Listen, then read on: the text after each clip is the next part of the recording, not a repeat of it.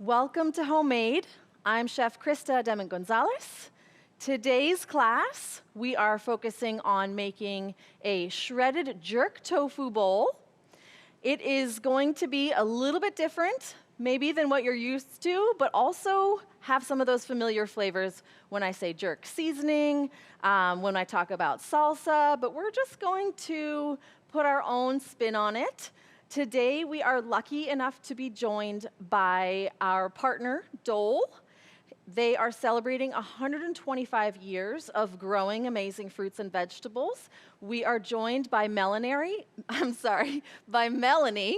so excited to say that she is a culinary trained nutritionist who works for Dole.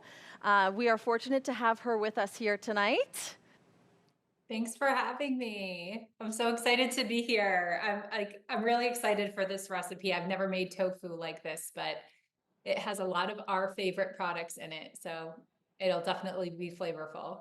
That's great. And Melanie's going to be cooking along with us from her kitchen and jumping in with fun facts about the different produce that we're using, but also she is here as a resource for you. So being able to talk to a registered dietitian, someone who also knows what they're doing around the kitchen, is such a treat. So make sure that you take advantage of that. You can also direct your questions in the chat. We have lovely Chef Meg. I'm here. She's here. I'm here for all the questions, forward them or long. She's going to be also supplying some more information in the chat. If you want to find more recipes, Dole's website is really beautiful. They have a recipe bank on their website.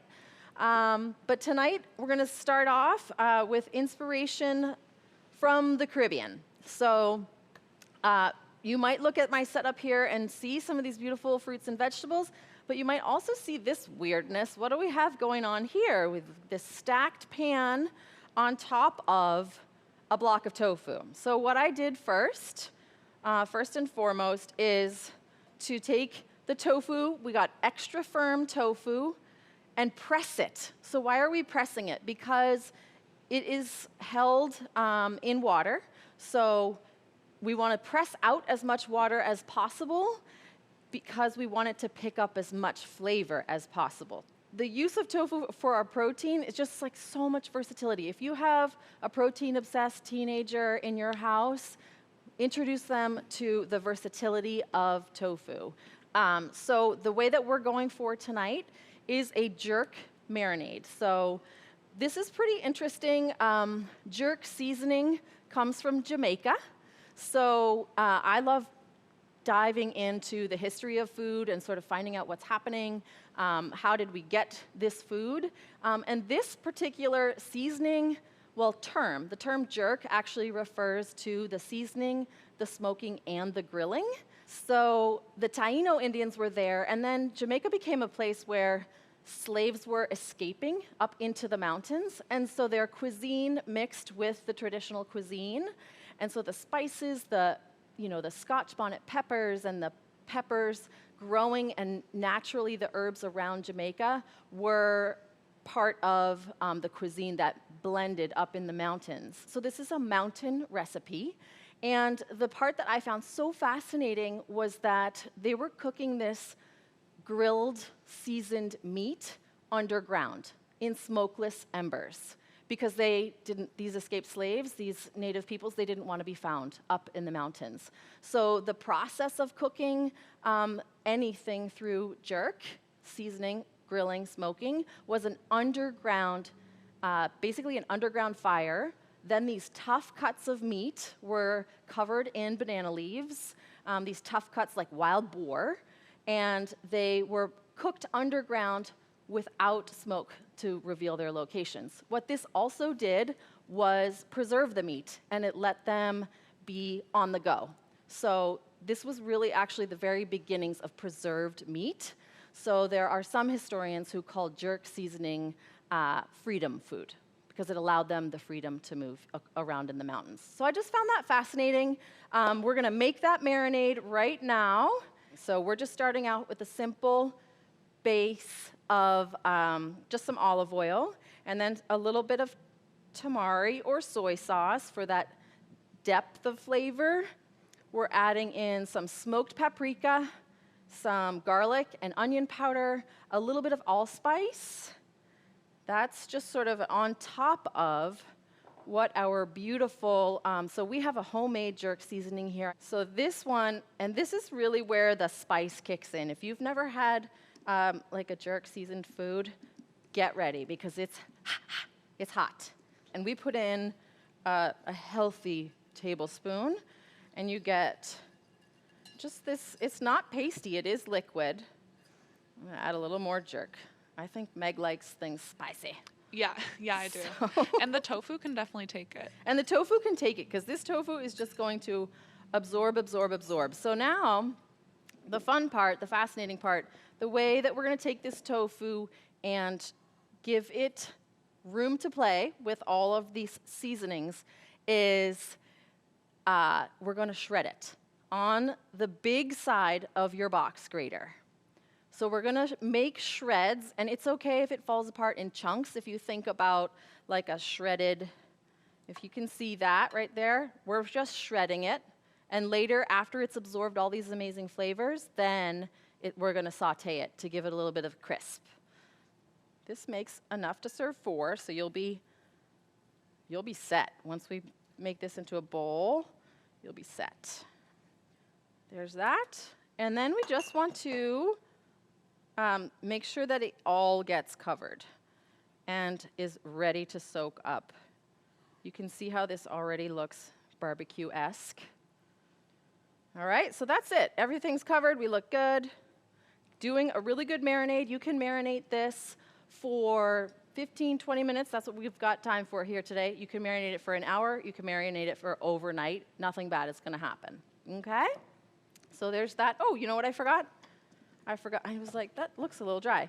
Forgot a little bit of lime juice in there because it is the Caribbean. So I got the lime juice. Oh, Melanie got it. you got the lime juice, Melanie? Got Thank it. you. All right. So we're marinating this for a bit, and that will help. That will help kick up the flavor. Now we're going to move on to our mango salsa. Super short list of ingredients. We've got a red pepper, a red onion, a mango, and a jalapeno. It's a great way to add in more vegetables and fruit. So nothing wrong with a fruit salsa. So I'm going to show you all my preferred method of cutting it, and then I'm going to let Melanie talk about the wonders of mango. So our mango has sort of an oblong shape to it. If you've never cut one and you start trying to cut it like an apple, you're going to be interrupted by this very big pit.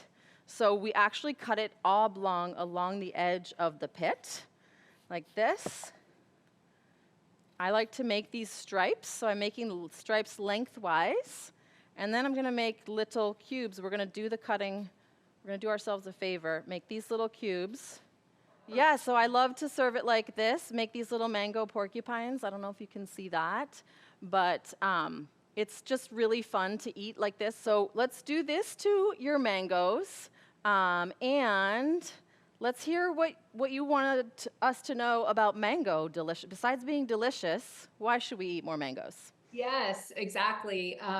Mangoes are awesome. This weekend we had a global produce conference, and I actually got to meet our new mango expert at Dole. He is so enthusiastic, and he started off by saying, if you are sad or you are having a bad day and you have a mango, there is no way you cannot be happy afterwards. And I just thought, I think you're right.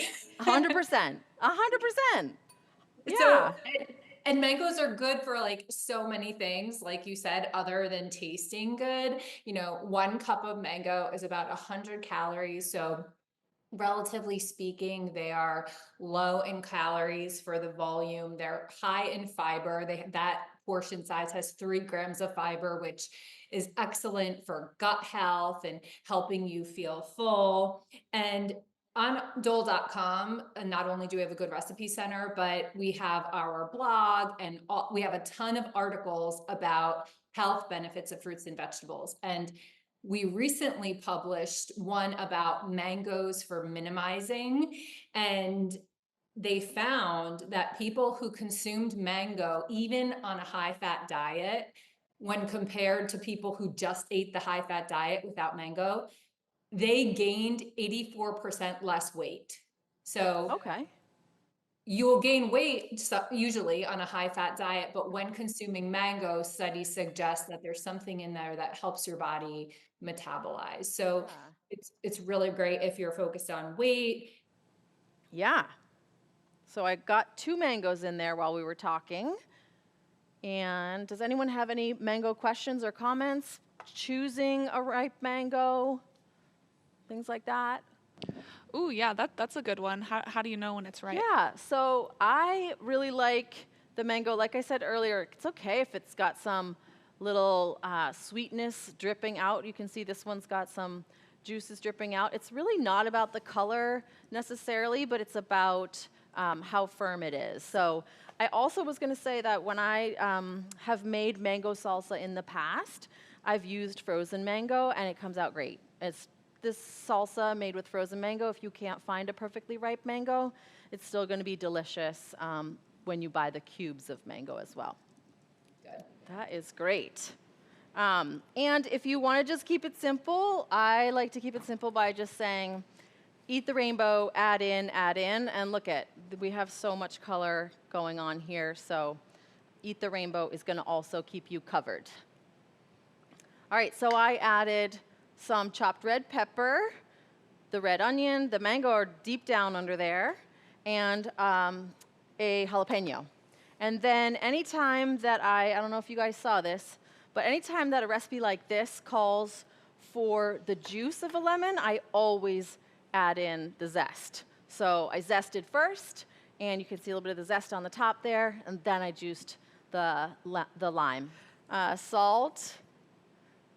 Cooking at home, we shouldn't be afraid of salt. Pepper if you like. I am going to add in a little bit of honey because our plantains were not the juiciest, ripest. Or the mangoes. What's that? You said plantains, mangoes? I'm sorry, yes, mangoes. We're getting to the plantains momentarily. So I'm just adding in a little bit of honey, and then that's going to help our mangoes along to the sweetness factor, okay? With the plantain recipe that you have listed here, it's calling for basically the ripest plantains you can lay your hands on. So we wanted to talk, Melanie and I talked beforehand, and we're going to show you the varying stages of the plantains that you find in the stores. The recipe on the site would want you to get your plantains a little riper. So I don't know if you can see this, but this is a little riper. It's getting a little bit more yellow, not to be confused. Getting a little bit more yellow, then probably Melanie's are the next stage of yellow. But the plantain that you want, the plantain has ripened and changed from the sort of potato-y guy, and those starches are changing to sugar, and then like toss it over to her. They're really yellow now, but the plantains that we want for a maduros recipe, which is the one that's listed, we're gonna do a little something different here, is you wanna chase down the produce guy who's got the yellow and black plantain. Like they have ripened so much that that the outside of it is black and blackened. And a lot of people don't know that that's the good stuff, right? That's the really good stuff. And they don't peel like a banana. So they're not, Melanie's over there, she's got one done. They don't peel like a banana. You can't crack it open and peel it. You actually have to cut along the, kind of like the ridges of it to make, it's so starchy. To make peelable sections, and then cut off the top, and you'll see the inside there it looks banana-y, and you'll see the parts where I started to cut, and then, yeah, this is super starchy guy. Your hands are gonna get kind of starchy flavored, but then you peel it off like that. Go ahead, if you wanna talk about some plantain goodness. We are ready to hear it. Yeah, well, I mean, first, the first key is plantains must be cooked. But the good news is, as already said, like you can eat them in any stage of ripeness. You just kind of have to know how to prepare them. I have turned on the oil and I've cut my plantains into pretty thick chunks because we're actually going to turn these plantains not into the sweet plantain maduro recipe that you have, but we are going to turn them into tostones. We took that green plantain, we chopped it into big chunks. We want to get our oil nice and hot. When you're frying food, the temperature of the oil really is important so that it just cooks the food and does not seep into the food. But you want a temperature of about 350. So this guy, my guess, is not quite ready. I should have turned it on a little bit earlier, but maybe it is. So you want to see some sizzle happening around the edges of your plantain that you put in there. Let's be safe. I have not been frying plantains as long as my father-in-law, Don Balbino. So we're going to put those in with a spatula or tongs. And you want to have everything ready to go. So I have a paper towel lined plate. And then, so we're going to put them on there when they come out. And then I'm going to show you how we make these tostones, which traditionally there's a little wooden smasher that every family has, and you would smash it the first time. After it's been fried the first time, you'd smash it in there, and then you would fry it again. We don't have a smasher here, so we're doing this old school camping style with the mug, which will work just as well. And then the other thing I do when I fry, or when I saute, even I'm cooking shrimp, is I like to put them in an order so that I know, like, oh, these ones were done first, and sometimes that order is clockwise. In this case tonight, we're doing halvesies in the pan. We'll do those guys. And so this is just the first go on these. They look good. Take those out, and they're going to drain for a second. So now I have my mug. This is my MacGyver version, right? So we'll take our hot plantain, put it on a plate, and then smash it. And you get the tostone underneath the mug. You see that fun guy right here? I'll do another one. Okay, so just a mug with like a really wide base. And there it is. I have a question here just about, would you say you gave them a minute or two on either side? Like, how did you know when they were ready to be how did I know when that smashed? first round was done? Yeah, you can see them change color. I don't know if you can see that one, but like the underside is a little bit browner, and then I flip them. So a minute or so. Don't walk away from anything you're frying. That's just, you're just asking for it. I'm going to put these back in. So this is our second go round. And you can hear the starch in them now. Can you hear the starch in them?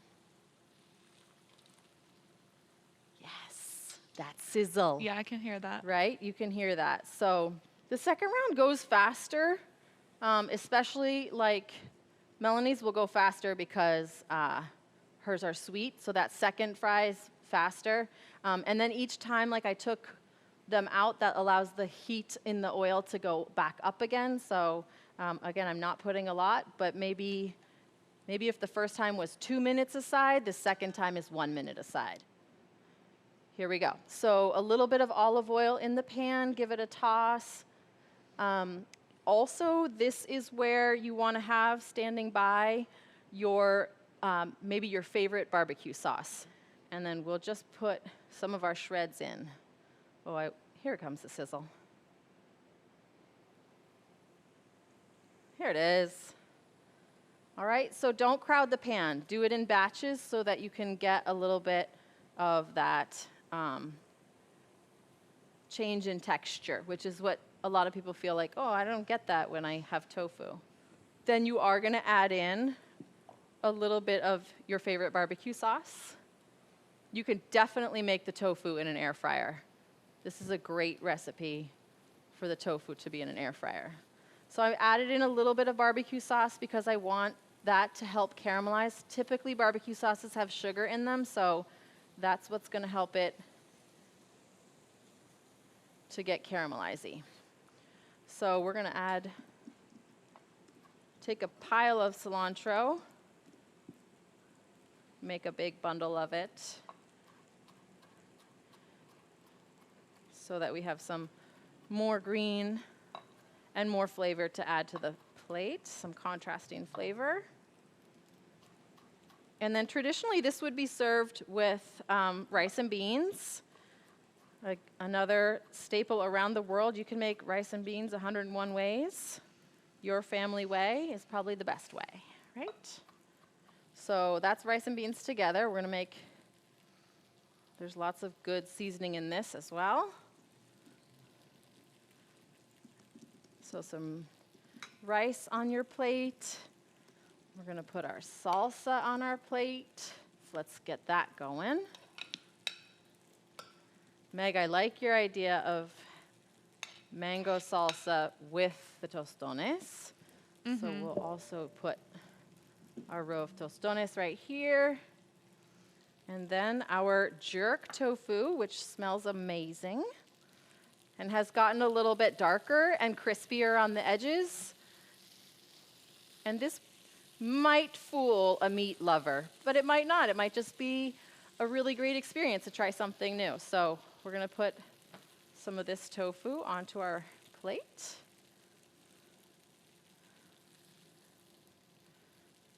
Like that. And then I like to season it with lots of cilantro on here and lots of green onion against the jerk seasoning of the tofu. Okay, so this is our spectacular plate with tons of fruits and veggies. We've got our beautiful plantains, which we turned into tostones. We've got some rice and beans, and then there's our jerk tofu with all that seasoning in there as well. Your And plate I know, looks great, and Melanie. your plate is ready too? My plate's ready. Awesome. First of all, I feel like my plate's not big enough, but Exactly. I saw a couple comments in the chat about like portion and carbs, but seriously, we portion this out for 4 servings. So if you feel like it's too many carbs for you, you can easily, make this into 6 servings. I mean, this is a ton of mango salsa. Delicious, by the way. Yeah, thanks for answering that question. And the jerk tofu with that seasoning and the mango salsa, that's the party in your mouth. That is the Caribbean party in your mouth that you want. Put this recipe away for January when you're sad. Right? Delicious. Well, thank you everybody for joining us for this tofu bowl, this jerk seasoning, tofu, rice and beans, plantains from Dole, our partners at Dole with the mango happiness. I mean, let's do more mangoes, right? So thank you so much, Melanie, for being here for this beautiful fruit. We really appreciate it. And everyone who's joined us, we really appreciate you sharing your evening with us. So yeah, thank you for joining us. I hope your kitchen is your happy place, and I hope you try some warm, spicy Caribbean food very soon. Thank you.